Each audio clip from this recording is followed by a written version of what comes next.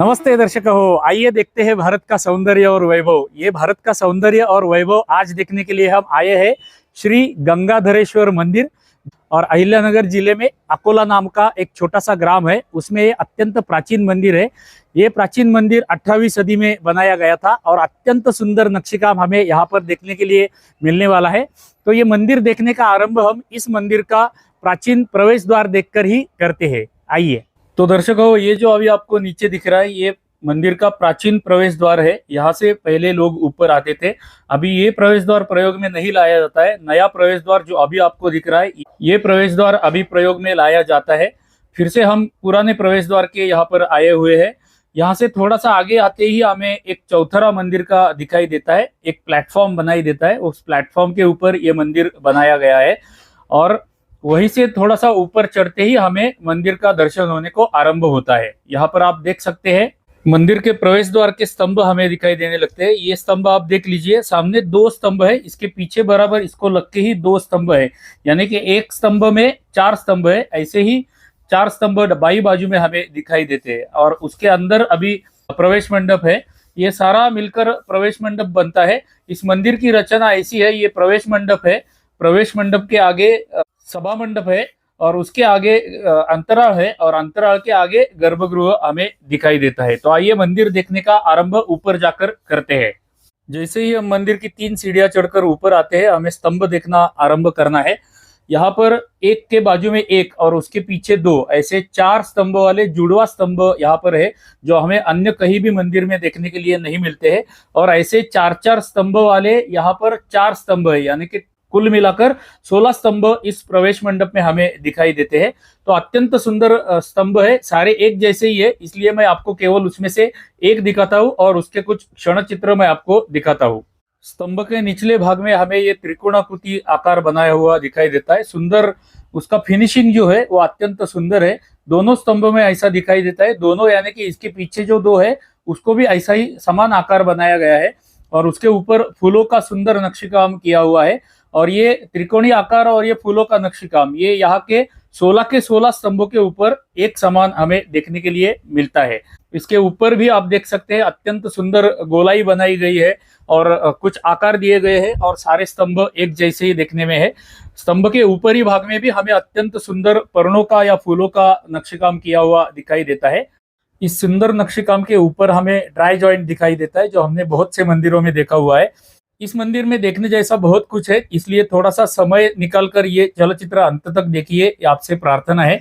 यह मंदिर की रचना तथा निर्मित का सौंदर्य आप देखेंगे तो आपको ऐसा लगेगा कि हम लोग महाराष्ट्र का नहीं तो राजस्थान का मंदिर देख रहे हैं। कोई राजस्थान के मंदिर के जैसा ये मंदिर दिखता है, क्योंकि इस मंदिर की निर्मित पोतनीस नामक एक व्यक्ति ने की थी, जो अहिल्याबाई होळकर जी के सैन्य में राजस्थान में नियुक्ति उनकी थी और वहां से राजस्थान से उन्होंने इस मंदिर का निर्माण करने के लिए कारागिर लाए थे। इसलिए इस मंदिर पर राजस्थान के मंदिरों का प्रभाव हमें दिखाई देता है। ऐसे सुंदर स्तंभ, और यहाँ पर आप देख सकते हैं 4-4 स्तंभ वाले 4 स्तंभ हमने देख लिए थे। दाहिनी बाजू में एक 2 स्तंभ वाला स्तंभ हमें दिखाई देता है सबसे दाहिनी बाजू के अंत में, तथा वैसा ही एक सुंदर स्तंभ हमें बाई बाजू के एंड में भी दिखाई देता है। ये आप देख रहे हैं अभी वो बाई बाजू का अंतिम स्तंभ है। ऐसे सामने 4-4 वाले 4 और बाई और दाई बाजू में 2 स्तंभ वाले 2, ऐसे अनेक स्तंभ हमें इस मंदिर के प्रवेश मंडप को ही दिखाई देते हैं। और इस प्रवेश मंडप के आगे हमारा सभा मंडप या मंदिर का सभा मंडप आरंभ होता है। अभी आप यहाँ पर ऊपर का नक्काशी देख लीजिए, उन ऊपर की दिशा में भी अत्यंत सुंदर नक्काशी और कुछ कोन बनाए गए हैं, कुछ कमान बनाई गई है। चलचित्र के समय की मर्यादा का विचार करके हम आपको संक्षिप्त में ये मंदिर दिखाने वाले, फिर भी समय लगने वाला है तो थोड़ा धीरज रखिए। अभी हम मंदिर के सभा मंडप में प्रवेश कर रहे हैं। सभा मंडप यहाँ का अत्यंत भव्य सभा मंडप है और इसको भी इस बाजू में 1, 2, 3, 4, 5, 6, 7, 8 इस प्रवेश मंडप को, इस सभा मंडप को 8 स्तंभ कुल मिलाकर बनाए गए हैं। यहाँ के बाहर के जो स्तंभ है उनके ऊपर की नक्काशी भिन्न पद्धति की है और अंदर के जो स्तंभ है उनके ऊपर की नक्काशी भिन्न पद्धति की बनाई गई है। हम उसमें से कुछ क्षण चित्र देख लेते हैं, आइए। अभी आप विचार कीजिए, हमने बाहर के प्रवेश मंडप को 16 स्तंभ देखे थे, यहाँ के सभा मंडप को हम 16 स्तंभ देख रहे हैं। यहाँ पर जो स्तंभ 16 + 16 32 स्तंभ हमें यहाँ पर दिखाई देते हैं, और इन स्तंभों में समानता भी मेंटेन की गई है तथा विविधता भी दिखाई गई है। बाहर वाले जो स्तंभ है उनका पैटर्न भिन्न है, और अंदर वाले जो स्तंभ है उनका नक्काशी का पैटर्न भिन्न है। तो समानता तथा विविधता ऐसी हमारे पूर्वजों ने मेंटेन की है। ऐसी निर्मित करने के लिए हमारे पूर्वजों ने कितने कष्ट किए रहेंगे, इसकी आप कल्पना कर सकते हैं। यहाँ पर आप देख सकते हैं दिए रखने के लिए स्थान बनाए गए हैं। ऐसे स्थान हर एक स्तंभ के ऊपर दिए रखने के लिए बनाए हुए हमें दिखाई देते हैं। आप सारे स्तंभ देख लीजिए, सारे स्तंभों के ऊपर समान दिखने वाले दिए रखने के लिए स्थान बनाए गए हैं, और अत्यंत सुंदर ये सभा मंडप भी मंदिर का देखने जैसा है। अभी हम यहाँ का छत देख लेते हैं। सभा मंडप का छत भी अत्यंत दर्शनीय है। आप देख सकते हैं सबसे नीचे बड़ा गोल बनाया गया है, उसके ऊपर छोटा गोल, उसके ऊपर छोटा गोल, और ऐसे एक के ऊपर एक छोटे छोटे होते जाने वाले गोल बनाए गए हैं। और ये सारा पाषाण में बनाया हुआ बांधकाम है। आप कल्पना कर सकते हैं कि ऐसा सुंदर नक्शे काम करने के लिए हमारे पूर्वजों ने कितने कष्ट किए रहेंगे। और उसी के लिए मैं बोलता रहता हूँ कि ये हमें स्वयं को भी देखना चाहिए तथा हमारे मित्र, कुटुंब, परिवार सारे लोगों को ऐसे सुंदर सुंदर मंदिर और उनका सौंदर्य देखने के लिए उद्युक्त करना चाहिए। ये मंदिर के छत के मध्य में एक कमल बनाया गया है, वो मैं आपको थोड़ा सा जूम कर दिखाता हूँ। आप देख सकते हैं अभी कितना सुंदर पाषाण में बनाया हुआ, अखंड पाषाण में बनाया हुआ ये झूमर हमें ऊपर लटकाया हुआ दिखाई देता है। अत्यंत सुंदर छत ये प्रवेश मंडप का हमें देखने के लिए मिला। इसके आगे अभी आप देखेंगे तो यहाँ पर हमें सामने अंतराल दिखाई देता है, जिसे आप अंतराल भी बोल सकते हैं और नंदी मंडप भी बोल सकते हैं। ऐसा दोनों कंबाइन है। यहाँ पर भी देखने के जैसा बहुत कुछ है, जो हम अभी अंदर जाके अंतराल में जाके देखेंगे। आइए आप भी हमारे साथ अंतराल में प्रवेश कीजिए। अभी आप विश्व का एक अद्भुत शिल्प देखने के लिए तैयार हो जाइए। हम ऐसे मंदिरों में जाते हैं किंतु ऐसी बारीकियां मंदिर की देखते नहीं है, जो देखनी चाहिए हमें।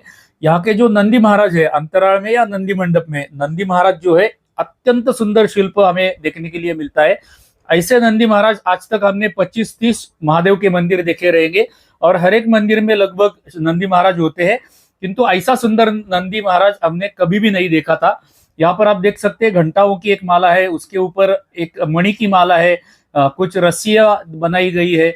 उसका जो वेसण होता है वो अत्यंत सुंदर, उसके ऊपर भी सुंदर नक्शेकाम किया हुआ है। उसकी आंखें देखिए, सिंग देखिए, कान देखिए, अत्यंत सुंदर, यानी कि अत्यंत सुंदर। सामने से उसके जो दो पैर है, उसके चरण है, उनके ऊपर भी अलंकार पहनाए गए हैं उसको, और अत्यंत सुंदर ये बाई बाजू से भी दिखता है और सामने से भी दिखता है। सामने एक अद्भुत शिल्प हमें देखने के लिए मिलता है, जो अन्य कहीं भी नंदी महाराज में हमें देखने के लिए नहीं मिलता है। एक महिला और पुरुष के हाथों में कुछ तो है, और उसका कनेक्शन नंदी महाराज के मुखौटे तक जाता है। ऐसा लगता है कि उन्होंने नंदी महाराज का जो रस्सी होती है वो पकड़ी हुई है, ऐसा हमें लगता है। यदि इसके विषय में आपको अधिक ज्ञान होगा तो कृपया कमेंट में लिख दीजिएगा कि ये शिल्प किस प्रकार का है। आइए नंदी महाराज की पीठ हमें देखनी बाकी है, और दाहिनी बाजू भी देखनी बाकी है, वो अभी हम देखेंगे। अत्यंत सुंदर शिल्प है, ऐसा आपको कहीं देखने के लिए नहीं मिलेगा। उसके नाक आप देख लीजिए, नाक से गई हुई रस्सी। प्रत्यक्ष में हम कोई नंदी देखेंगे तो वो जैसा दिखता है, ऐसा ही नंदी यहाँ पर बनाया गया है। उसके अलंकार आप देख लीजिए, ये सुंदर अलंकार उसको चारों बाजू से पहनाए गए हैं। उसके कान के अंदर का नक्शेकाम या उसके बाल जो बाहर आए हुए, इतने बारीकी से नक्शेकाम इसके ऊपर किया है। और इसकी पीठ तो आप देखेंगे तो आप आश्चर्य से थक्क हो जाएंगे, इतनी सुंदर इसकी पीठ के ऊपर की झूल बनाई गई है। अब ये क्या मैं इसका वर्णन करूं, ये सारा पाषाण में बनाया गया है, और एक ही पाषाण में बनाया हुआ ये नंदी महाराज है। ये पीठ के ऊपर की रस्सी की गांठ आप देख लीजिए, कहाँ पर आरंभ होता है इसका और कहाँ पर यह समाप्त होती है, हम कल्पना ही नहीं कर सकते। ये एक पजल के जैसा होता है, और ये सुंदर नक्शेकाम हमें देखना चाहिए। ये हमारे पूर्वजों ने हमारे लिए बना के रखा है, हम और हमारी अगली पीढ़ी जो है उनको भी ये देखने का छंद हमें लगाना चाहिए। मैं इसका वर्णन नहीं कर रहा हूँ क्योंकि मेरे पास शब्द नहीं है इस नंदी महाराज का वर्णन करने के लिए। इतना सुंदर नक्शेकाम हमें, और इसका फिनिशिंग भी आप देख लीजिए, कितना प्लेन टेक्सचर इसको बनाया गया है। तो कोई भी आधुनिक शस्त्र हमारे पूर्वजों के पास नहीं थे, फिर भी इतना सुंदर नक्शेकाम या इतना सुंदर शिल्प उन्होंने हमारे लिए करके रखा है। धन्यवाद उन हमारे पूर्वजों को, जिन्होंने हमारे लिए ये बना के रखा है। आइए अभी हम गर्भगृह का प्रवेश द्वार देखते हैं। गर्भगृह का प्रवेश द्वार भी अत्यंत दर्शनीय है। अब देखते हैं यहाँ के गर्भगृह का प्रवेश द्वार। प्रवेश द्वार के सामने ही पाषाण में बनाई हुई रंगोली हमें दिखाई देती है। यहाँ के द्वारपाल यदि आप देखेंगे तो आप चिन्हित कर सकेंगे कि इस मंदिर का नुकसान मुगलों ने नहीं किया हुआ है। यहाँ तक मुगल पहुंचे नहीं थे। अत्यंत सूक्ष्म थोड़ा सा नुकसान इसका हुआ है, किंतु वो कालावधि के परिणाम से हुआ है। मुगल यहाँ तक पहुंचे नहीं थे, मुगलों ने इसका नुकसान नहीं किया हुआ है। ऐसे बहुत कम मंदिर हमें देखने के लिए मिलते हैं। आप यहाँ के द्वारपाल देखिए। इस बाजू में हमें 1 2 3 4 द्वारपाल दिखाई देते हैं। 4 द्वारपालों में से 2 द्वारपालिकाएं हैं।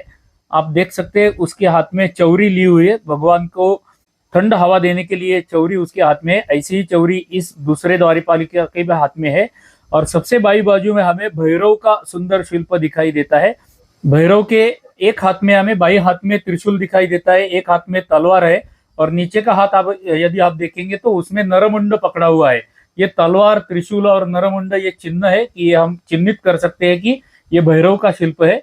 मध्य में हमें जो सुंदर शिल्प दिखाई देता है, उसके एक हाथ में हमें गदा दिखाई देती है, एक हाथ में हमें शंख दिखाई देता है, और उसके नीचे वाले हाथ में आप देखेंगे दोनों हाथ में उसने एक गन्ना पकड़ा हुआ है। अभी हमें ये समझ में नहीं आ रहा है ये विष्णु का शिल्प है या कामदेव का शिल्प है, क्योंकि कामदेव का कोई भी शिल्प हम देखेंगे तो उसने हाथों में अपने गन्ना पकड़ा हुआ होता है। गन्ना पकड़ा हुआ शिल्प कामदेव होता है, ये आप ध्यान में रखिए। अभी इस शिल्प को जैसे वैष्णव लोग लगाते हैं वैसा उसको गंध भी लगाया गया है। तो विष्णु के भी चिन्ह इस शिल्प में भी है और कामदेव के भी चिन्ह हमें इस शिल्प में दिखाई देते हैं। कुछ भी हो, ये विष्णु या कामदेव का शिल्प हमें यहाँ पर दिखाई दिया, जिसके ऊपर अत्यंत सुंदर नक्शेकाम किया हुआ है। उसके अलंकार, बारीक बारीक आकार के अलंकार उसको बनाए गए हैं। इस शिल्प के ऊपरी भाग में अत्यंत सुंदर नक्शेकाम किया गया है। हम देखते ही रह जाते हैं, इतना सुंदर नक्शेकाम हमें यहाँ पर देखने के लिए मिलता है। उसके ऊपर हमें डिजिटल डिजाइनिंग जैसा अत्यंत दर्शनीय शिल्प काम हमें देखने के लिए मिलता है। बाई और बाजू में आपको जो शिल्प देखने के लिए मिल रहे हैं छोटे आकार के, वो भी आप देखते रहिए। यहाँ की द्वार शाखाएं भी अत्यंत सुंदर है। सबसे बाई बाजू वाली जो द्वार शाखा है उसमें हमें व्याल तथा मानव इनका कॉम्बिनेशन दिखाई देता है। आप देख सकते हैं, मैंने जहां पर उंगली रखी हुई वहां पर एक बड़ा व्याल शिल्प है, और व्याल के बाजू में हमें कुछ मानवों के शिल्प भी दिखाई देते हैं। तो व्याल प्लस मानव, ऐसी कॉम्बिनेशन हमें सबसे बाई बाजू वाली द्वार शाखा में दिखाई देते हैं, जो मैं आपको ऊपर से नीचे तक अभी दिखा रहा हूँ। उसके बाजू वाली द्वार शाखा में कुछ नक्शीकाम किया गया है, और उसके बाजू वाली जो तैल रंग दिए हुए शिल्प आपको दिख रहे हैं छोटे छोटे आकार के, कुछ लोगों को ये मैथुन शिल्प लगेंगे, किंतु ये मैथुन शिल्प नहीं है। यहाँ के फलक के ऊपर लिखा हुआ है कि राधा कृष्ण का विलास के या राधा कृष्ण के लीला के शिल्प है, और उनकी लीलाएं यहाँ पर चिन्हित की गई है, पाषाण में बनाई गई है। और ऐसी 2 द्वार शाखाएं हमें यहाँ पर देखने के लिए मिलती है। उसमें से एक अभी हम देख रहे हैं, कृष्ण और राधा का विलास या उनकी लीलाएं हमें विविध मुद्राएं उनकी इस द्वार शाखा पर हमें देखने के लिए मिलती है। उसके मध्य वाली जो द्वार शाखा है उसके ऊपर अत्यंत सुंदर नक्शेकाम किया हुआ है, जो हम देखते ही रह जाते हैं। इतने छोटे आकार का, और उसका फिनिशिंग जो है ना अत्यंत देखने जैसा है। उसको यदि हम उंगली लगाएंगे तो हमारी उंगली को भी एकदम अच्छा फीलिंग आ जाता है। इतना सुंदर ये नक्शेकाम, और अत्यंत छोटे आकार का ये नक्शेकाम। मेरी उंगली से आप कल्पना कर सकते हैं कि कितने छोटे आकार का ये नक्शेकाम यहाँ पर बनाया गया है, और उसका फिनिशिंग या शार्पनेस देखने जैसा है, हमें अन्य कहीं देखने के लिए नहीं मिलता है। 3D टाइप का शिल्प ये द्वार शाखा के ऊपर हमें देखने के लिए मिलता है। आप देखते रहिए, मैं आपको दिखाता जाऊंगा डिजिटल टाइप का नक्शीकाम। और उसके बाजू वाली जो द्वार शाखा है उसके ऊपर भी हमें कृष्ण और राधा की लीलाएं देखने के लिए मिलती है, या उनका विलास देखने के लिए मिलती है। उनके विभिन्न मुद्राएं हमें इन द्वार शाखाओं के ऊपर देखने के लिए मिलते हैं। सबसे अंदर की जो गर्भगृह के बाजू वाली द्वार शाखा है उसके ऊपर सुंदर फूलों का नक्शेकाम किया गया है, फूलों के आकार बनाए गए हैं। अभी मैं जहां पर मेरी उंगली है आप देख सकते हैं, अत्यंत सुंदर फूल हमें इस द्वार शाखा पर दिखाई देते हैं। और जैसे बाई बाजू की द्वार शाखाएं हमने देखी, वैसी ही सुंदर और सिमिलर समान द्वार शाखाएं हमें दाहिनी बाजू में भी देखने के लिए मिलती है, किंतु यहाँ के जो द्वारपाल है उनमें थोड़ी सी भिन्नता है। इन द्वारपालों का हम थोड़ी सी सूक्ष्मता से निरीक्षण करेंगे क्योंकि ये निरीक्षणीय है। सबसे दाहिनी बाजू में हमें भैरव दिखाई देता है। ये भैरव के अलंकार यदि आप देखेंगे तो अत्यंत सुंदर अलंकार उसके चरणों में उसको पहनाए गए हैं। आप देख सकते हैं, उसके कमर के अलंकार देख लीजिए, उसकी उंगलियां देख लीजिए, इतना बारीक काम, उसके हाथों के ऊपर भी अलंकार उसको पहनाए गए, इतना बारीक आकार का नक्शी काम किया है। उसके बाजू में जो द्वारपालिका है उसकी उंगलियां, उसके गले के अलंकार आप देख सकते हैं, उसके बाजूबंद आप देख सकते हैं, उंगलियां, उसके हाथ की चौरी, उसके हाथ के कंगन, उसका मुकुट भी अत्यंत दर्शनीय है।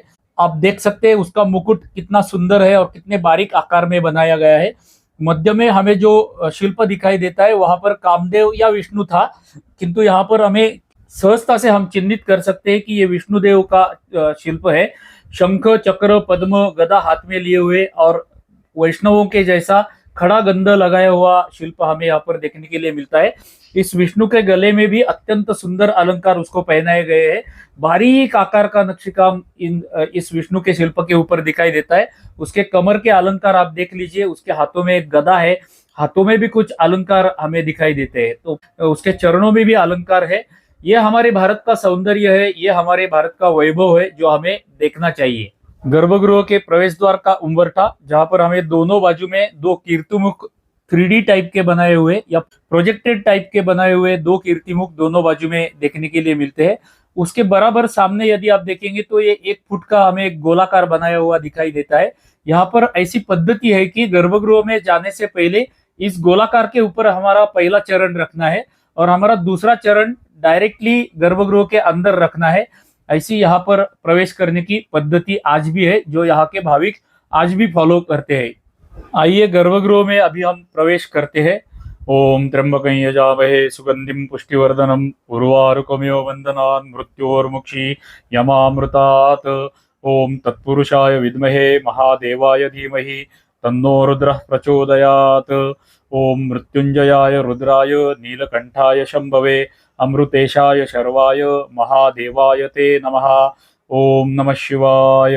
हर हर महादेव शंभो, हर हर महादेव शंभो, हर हर महादेव शंभो।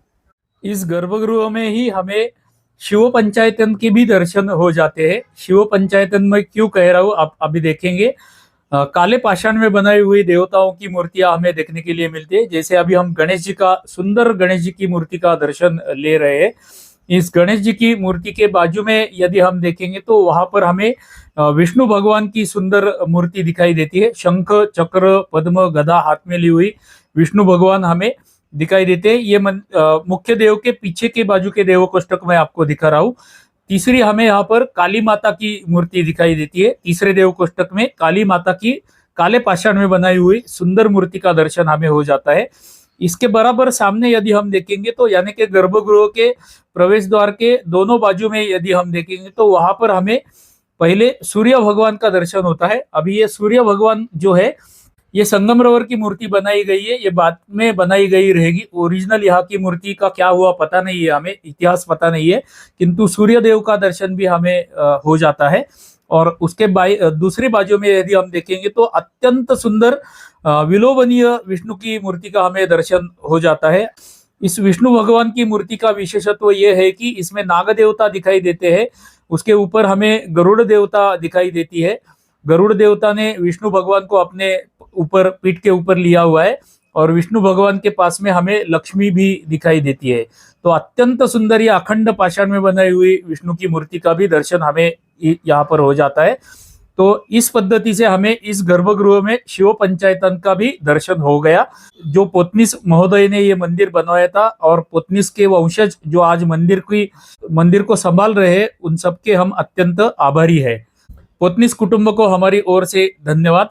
गर्भगृह का छत जो अभी हम देख रहे हैं ये भी अत्यंत दर्शनीय है। इसमें भी सुंदर एक कमल बीच में मध्य में बनाया गया है। इस शिखर में एक विशेषता है जो हम मंदिर के बाहर जाने के बाद देखेंगे, वो बाहर से मैं आपको दिखाऊंगा। बाहर जाने से पहले इस गर्भगृह के प्रवेश द्वार का ऊपरी भाग हमारा देखना बाकी रहा था, वो हम अभी देख लेते। इस गर्भगृह के ऊपरी भाग में ललाट बिंब में हमें गणेश जी की स्थापना की हुई दिखाई देती है और गणेश जी के ललाट बिंब के ऊपर की बाजू में हमें अनेक प्रकार की सूर्य सुंदरियां दिखाई देती है। अत्यंत सुंदर नक्शेकाम इस गर्भगृह के प्रवेश द्वार के ऊपरी भाग में बनाया हुआ हमें दिखाई देता है, जो अत्यंत दर्शनीय है। हमारा ये भाग दिखाने का रह गया था, इसलिए गर्भगृह से बाहर आने के बाद आपको ये भाग मैं अभी दिखा रहा हूँ, जो अत्यंत सुंदर, दर्शनीय, मोहक और अकल्पनीय है। इतना सुंदर नक्शेकाम यहाँ पर भी हमें देखने के लिए मिलता है।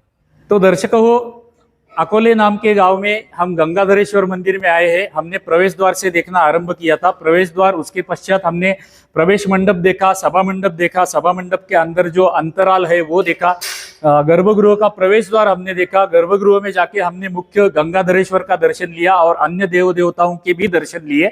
अभी ये मंदिर बाहर से भी देखने जैसा है, बाहर भी अत्यंत सुंदर नक्शेकाम किया हुआ है।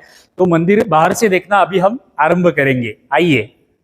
हमने आरंभ में जो देखा था वो प्रवेश द्वार यहाँ पर है। वहाँ से थोड़ा आगे आते ही हमें एक बड़ा फूलों का वृक्ष दिखाई देता है, जिसको मराठी में चाफा बोलते हैं। इस मंदिर के प्रांगण में एक छोटी सी बावड़ी भी हमें दिखाई देती है और उसके सामने मंदिर का प्रांगण है। मंदिर को चारों बाजू से बाहर से तटबंदी सुंदर बनाई हुई है। मंदिर के प्रांगण में हमें एक तुलसी वृंदावन मिला और उसके पीछे एक हमें शिल्प दिखाई दिया। अभी आप यहाँ पर ऊपर देख लीजिए, कॉर्नर में आपको एक हाथी का शिल्प बनाया हुआ दिखाई देता रहेगा। ऐसे हाथियों के शिल्प, अनेक शिल्प ऊपर की बाजू में बनाए गए हमें दिखाई देते हैं इस मंदिर को। हाथी के थोड़ा सा बाई बाजू में आप देखेंगे तो आपको बेल का वृक्ष दिखाई देता है। महादेव का मंदिर है और इस परिसर में बेल का वृक्ष होना अत्यंत शुभ माना जाता है, क्योंकि वो बेल महादेव को प्रिय है। वो बेल का वृक्ष हमें यहाँ पर देखने के लिए मिलता है।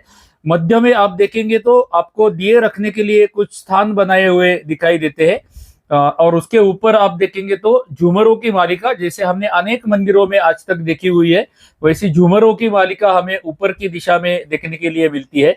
जैसे हमने सासवड़ के बहुत से मंदिर देखे हुए और इस क्षेत्र के भी, सिन्नर क्षेत्र के या अहिल्यानगर के क्षेत्र के भी कुछ मंदिरों को ऐसी झूमरों की मालिका दिखाई देती है और उसके नीचे दिए रखने के लिए स्थान बनाए हुए हैं। ये दिए रखने के स्थान जो है वो ऊंचाई पर है, किंतु उस कालावधि में इस यहाँ पर ऊपर दिए लगाए जाते रहेंगे, ऐसा मेरा अनुमान है। यदि आपको कोई अन्य कल्पना इसके विषय में रहेगी तो कृपया कमेंट में लिख दीजिए, ये प्रार्थना है।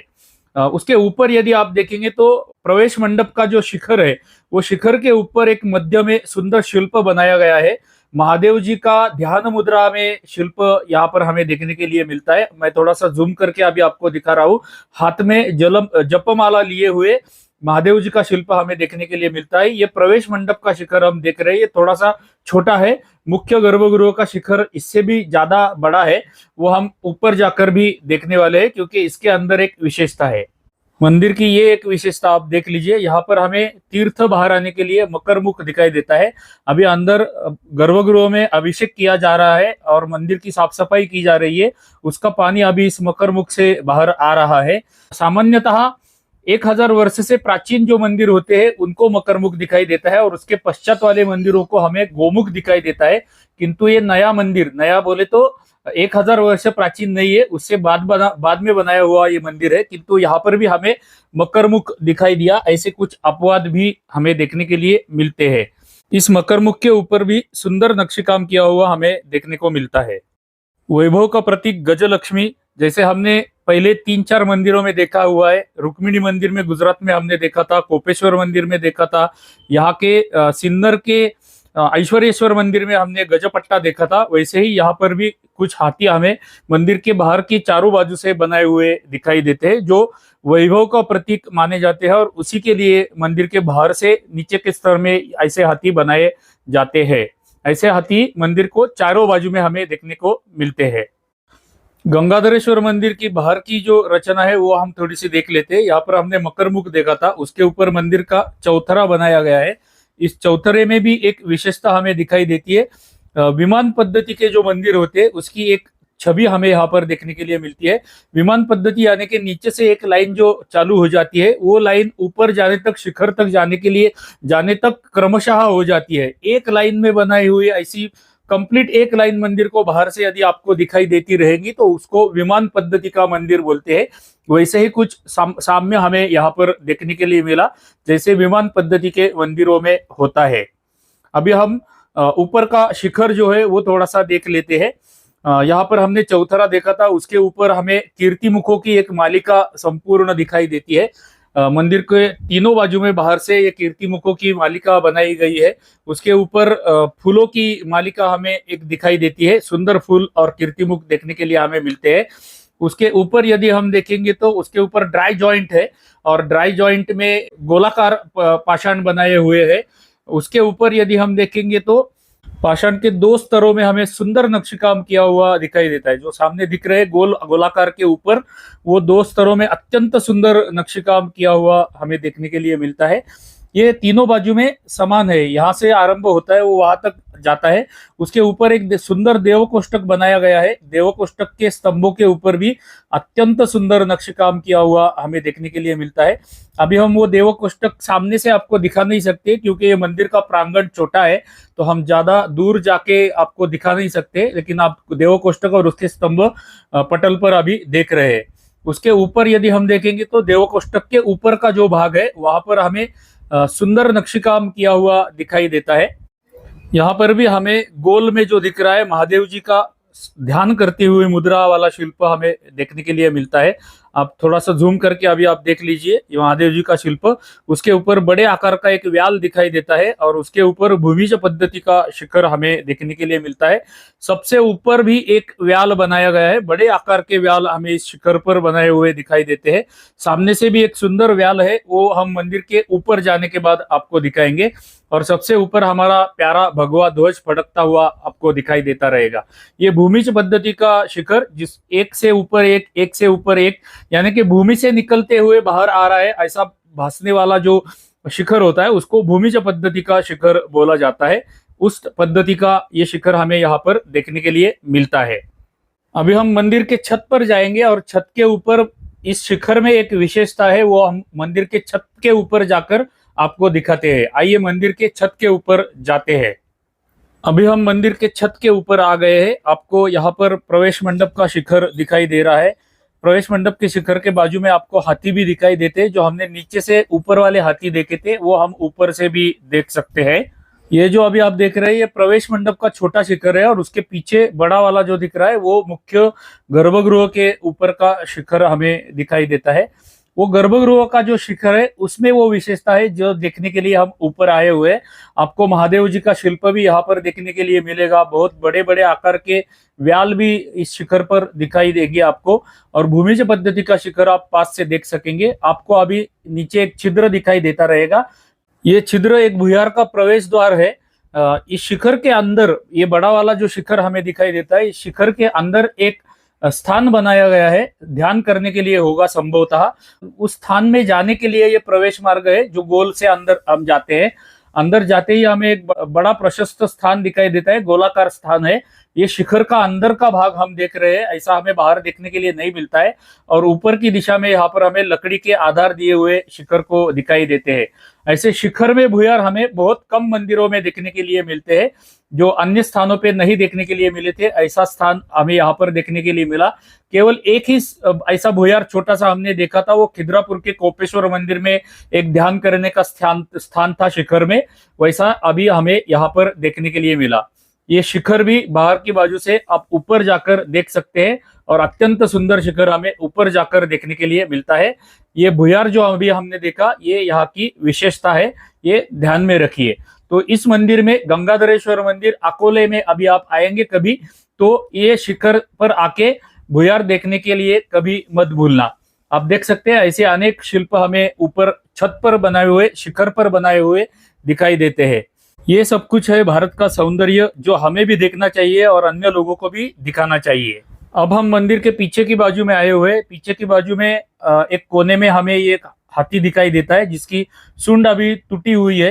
ये मुगलों ने तोड़ी है या अपने आप टूटी है पता नहीं है, किंतु कुछ हाथियों के सूंड टूटे हुए हमें दिखाई देते हैं। उसके ऊपर की आप ये रांग देख लीजिए, ये लाइन देख लीजिए। नीचे से जो लाइन आरंभ होती है वो शिखर तक कंटिन्यू होती है। ऐसे एक लाइन में बनाए हुए जो शिखर दिखाई देते हैं या मंदिर हमें दिखाई देते हैं उनको विमान पद्धति का मंदिर बोला जाता है। ऊपर की दिशा में आप देख सकते हैं दो व्याल, दो बाजू में आपको बड़े आकार के व्याल हमें दिखाई देते हैं। कुछ कमलों के बड़े आकार के शिल्प भी इस शिखर पर हमें देखने के लिए मिलते हैं। और ये भूमिज पद्धति का शिखर हमें या मंदिर पीछे की बाजू से हमें ऐसे देखने के लिए मिलता है। ये 18वीं सदी में बनाया हुआ मंदिर है। उस कालावधि में ये मंदिर बनाने के लिए 4 लाख रुपए खर्च किए हुए थे, जिसकी आज कीमत होगी 40 करोड़ या 400 करोड़, कितना है मुझे पता नहीं है, किंतु 4 लाख रुपए 18वीं सदी में खर्च करके ये मंदिर का निर्मित किया गया है। तो आप कल्पना कर सकते हैं कि हमारे पूर्वजों ने हमारे लिए कितना द्रव्य खर्च करके ऐसी सुंदर निर्मितियां बना के रखी है, जो हमें भी देखनी चाहिए और अन्य लोगों को भी देखने के लिए उद्युक्त करना चाहिए। अभी हम मंदिर के पीछे की बाजू में आए हुए हैं। ये गर्भगृह की पीछे की बाजू है। यहाँ भी हमें एक हाथी दिखाई देता है। इस कॉर्नर में एक हाथी है, मेरे बाई बाजू में भी एक हाथी है।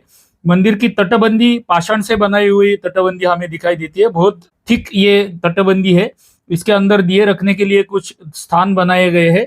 उस कालावधि में इलेक्ट्रिक दिए नहीं थे, इसलिए ऐसे दिए लगाए जाते हैं। और यहाँ पर हमें मुख्य प्रवेश द्वार दिखाई देता है, जो आजकल प्रयोग में लाया जाता है।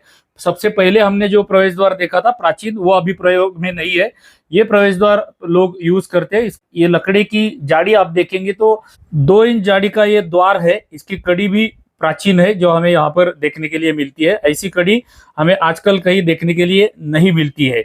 ये प्रवेश द्वार आजकल प्रयोग में लाया जाता है। अभी हम मंदिर की अंतिम बाजू देख रहे हैं।